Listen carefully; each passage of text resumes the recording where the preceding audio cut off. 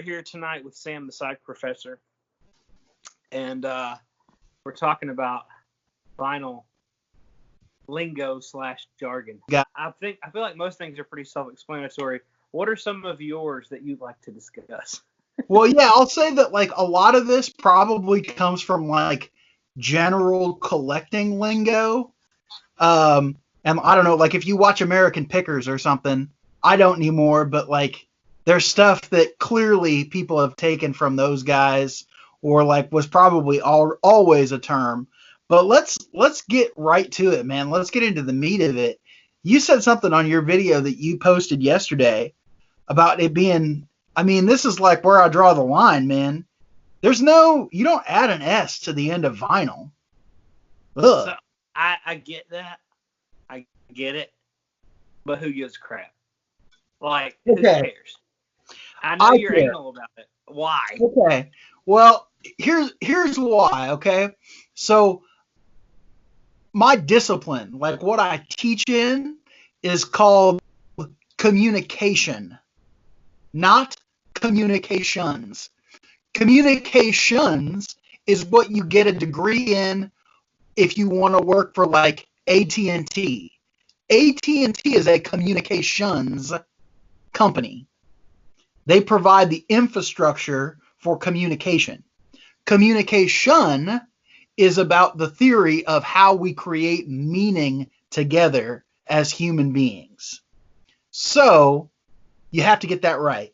Like if you're speaking in front of a conference or something and you say communications, you've lost all your credibility. Every single time that Stephen A. Smith says he has a communications degree, I'm like, you've lost all your credibility, man. Sorry.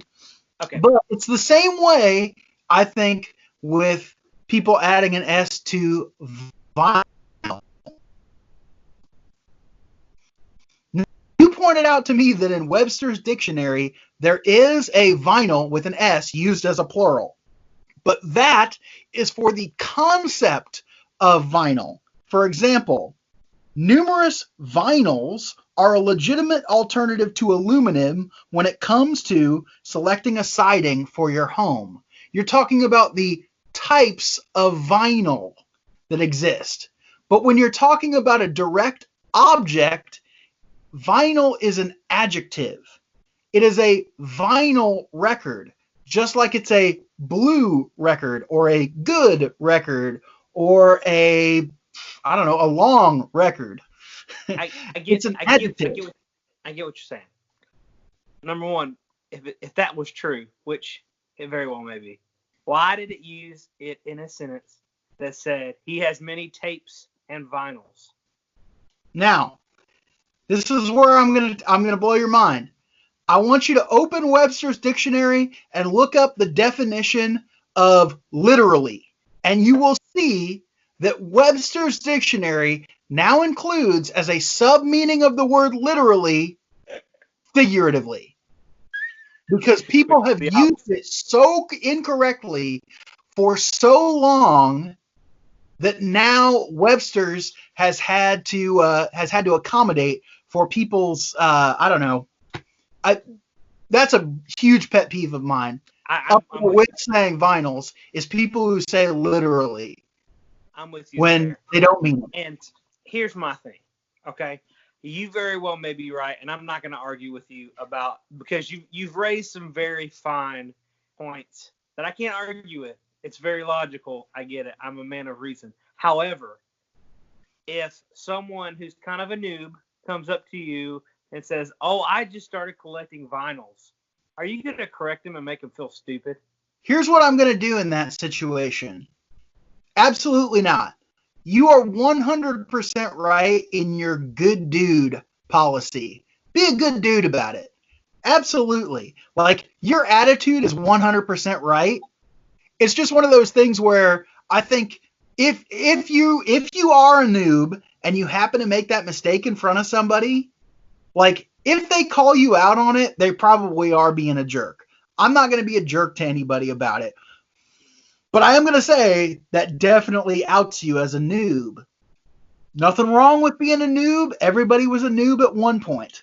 But I'm just saying, don't be a jerk, but understand that vinyls makes it obvious that you're a noob. I do get that. Also, I never say vinyls. I would never say that. It feels wrong, and it quite possibly is wrong. I sent that screenshot just because I do think I don't think that's right. And I was shocked when I found it because I was like, there's no way this is right. But anyways, so I don't disagree with you. And because I think that the community of people, they dictate the lingo. Absolutely. And we have, as a whole, decided that the proper vernacular is vinyl, not vinyls. So that Absolutely. makes it correct. We could call it, hey, let's spin that turd. And if that's what we wanted it to be called, that's what it could be called. But so I just,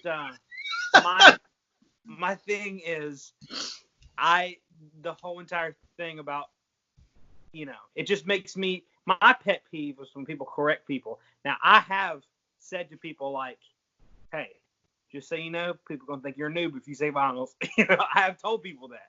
Yeah. If you're looking out for somebody, it's good looking out. Right. So I'm glad. I think this went the best possible way it could have gone. I'm very happy. Yeah. I feel like we came to a good agreement on this. So I wanted to put it out there. So yeah, records versus albums versus vinyl. Everything is a record in that sense. Just record is just what was industry lingo at one point, a shortened word for recording. So to a certain extent, you could even say like a 7-inch tape is a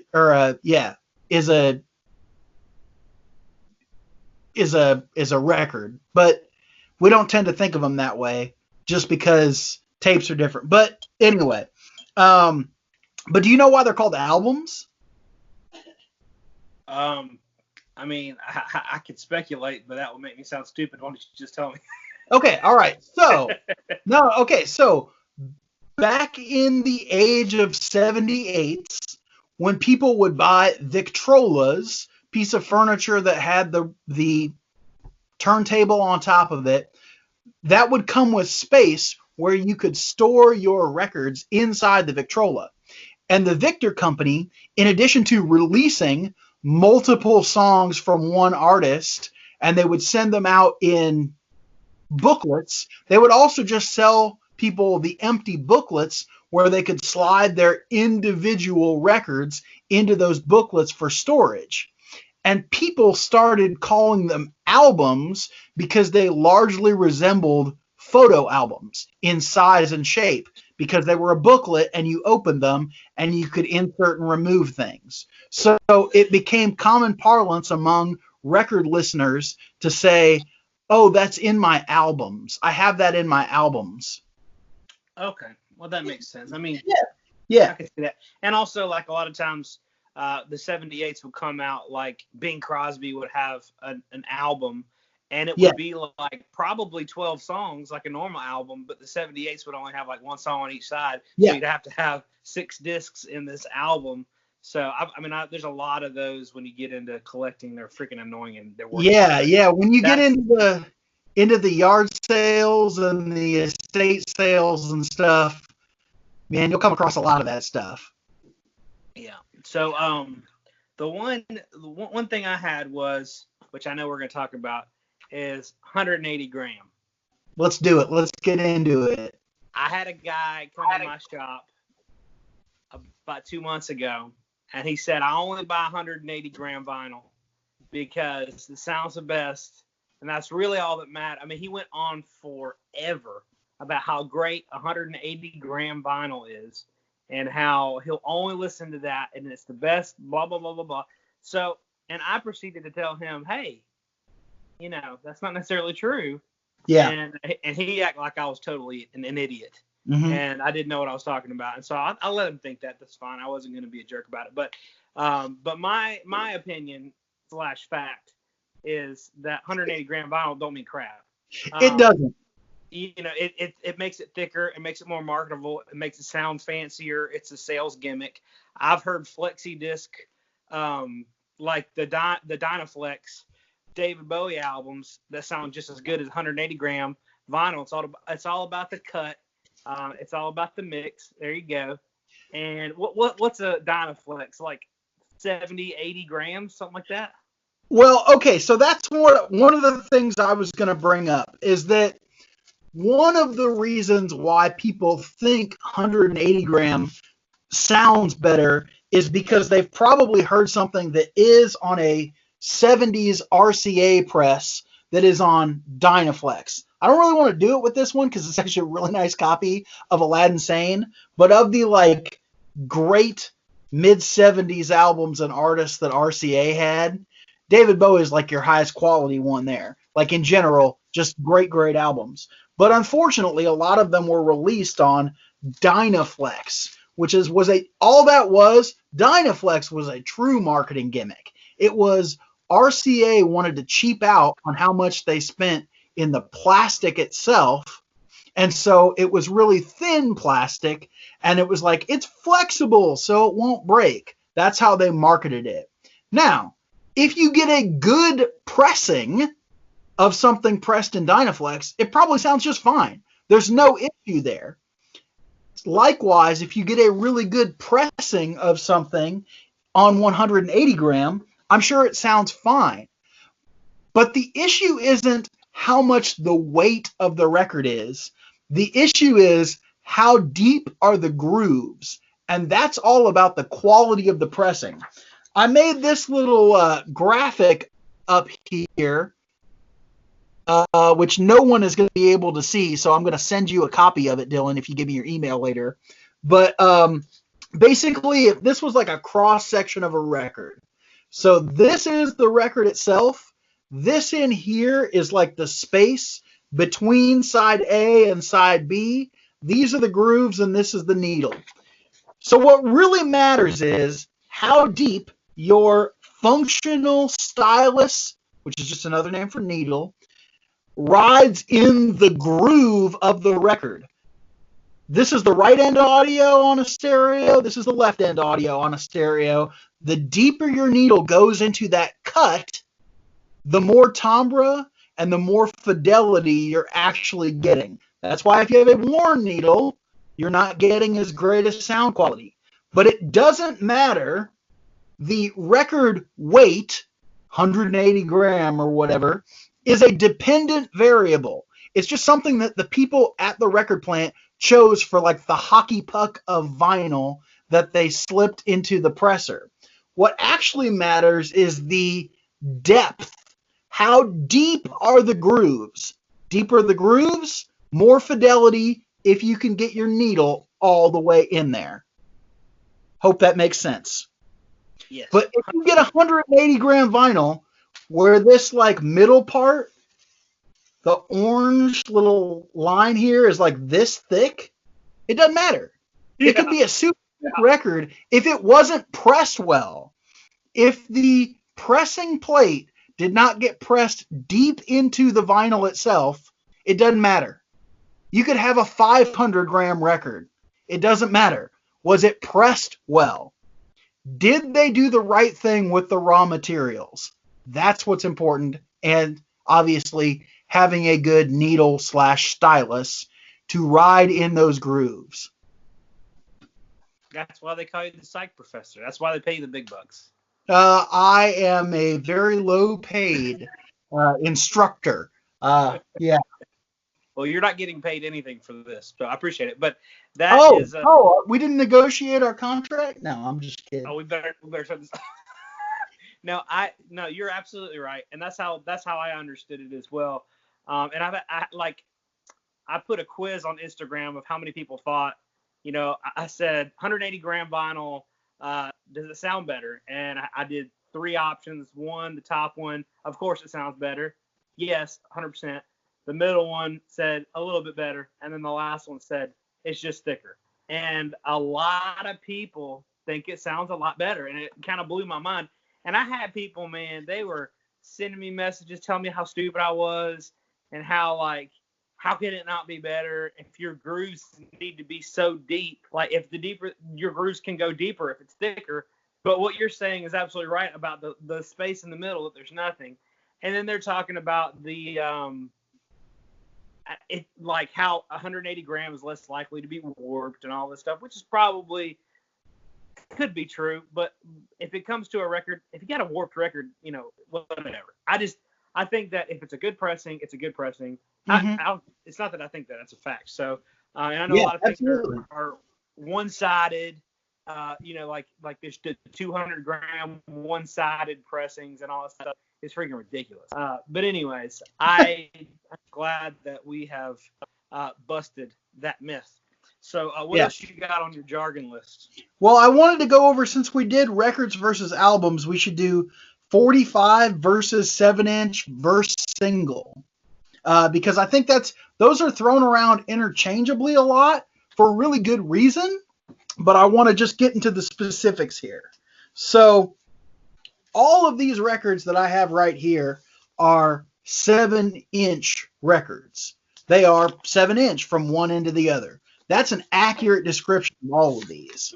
This is a 45 and also a single in this standard Columbia sleeve here. This is a 45 and also an EP.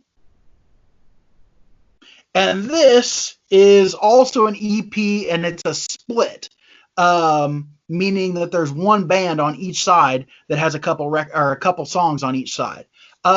You can also, although they are not all that common, get a 7-inch record that's a 33 1/3. So it doesn't really matter. A single means one song on each side. EPs are just extended play singles. They were really common in the 1960s as the sort of bridge between buying a single from a group before they recorded a full album. Although Elvis in the 50s had a bunch of EPs. That were pressed by RCA. These are actually really cool too. I happen to like these Elvis ones. They've got a nice thick sleeve on them. Super juicy. I don't know why I smelled it. Actually, I do. I love it. I love that smell. Yeah.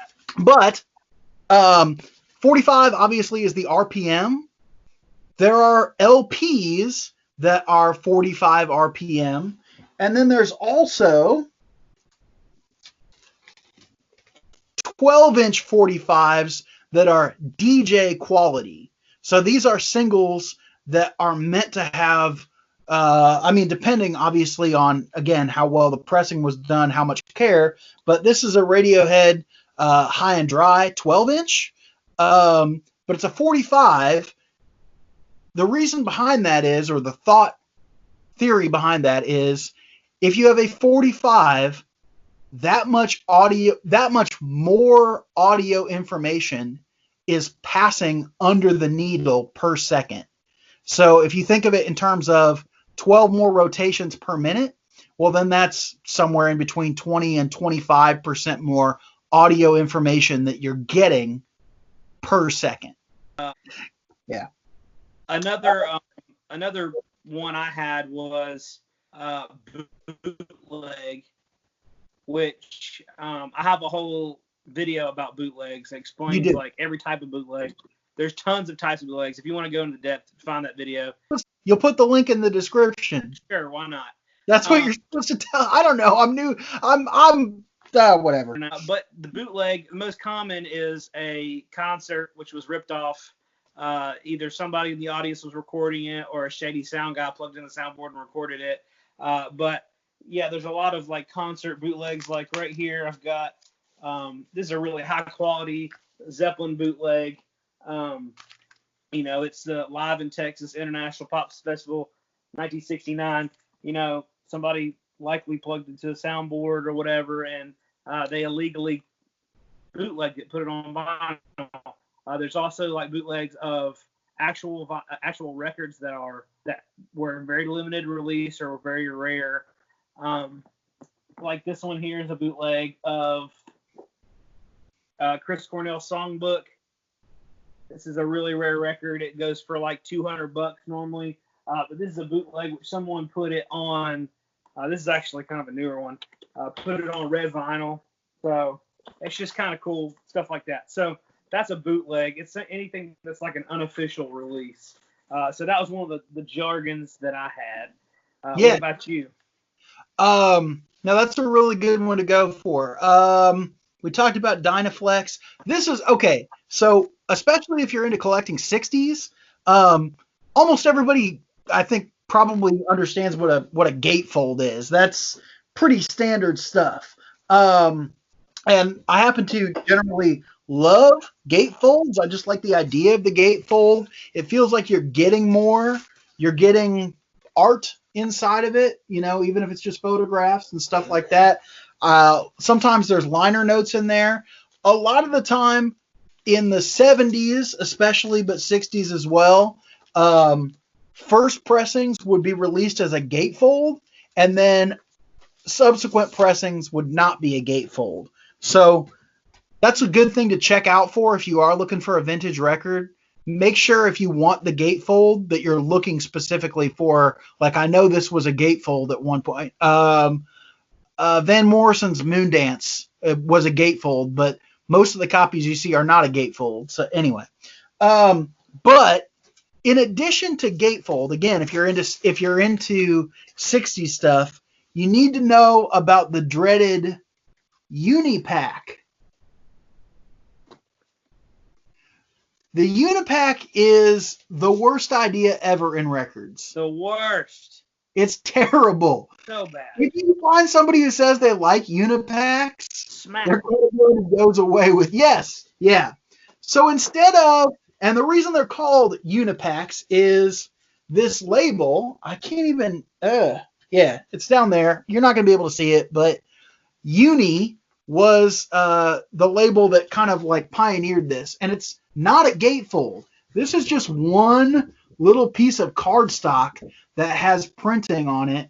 And then you pull the record out from the inside here, which is not only means you're going to have to open this a whole bunch and this spine is going to get really worn, but also you got a ton of potential for getting more and more paper scuffs on the record. So this one might be an exception for me, actually, but typically with Unipacks, I store the record in the sleeve just inside and take it out from the top of my outer sleeve because I hate Unipacks so much.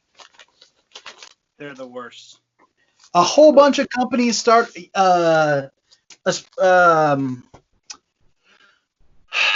Elektra was the worst. They picked up on Unipacks and ran with them for like a couple, like year and a half, couple years. Not everything. Sometimes they sprung for the gatefold, but man, it stinks when you're like, oh, this record looks so cool. It's on Elektra 4000 at Unipack. Ugh. So I hate that. Hate Unipack. Another one I had was promo. So promotion, that just means promotional copy. Mm-hmm. A lot of times you'd have like a white label promo, which, let's see, here's one. Well, hold on, I said that.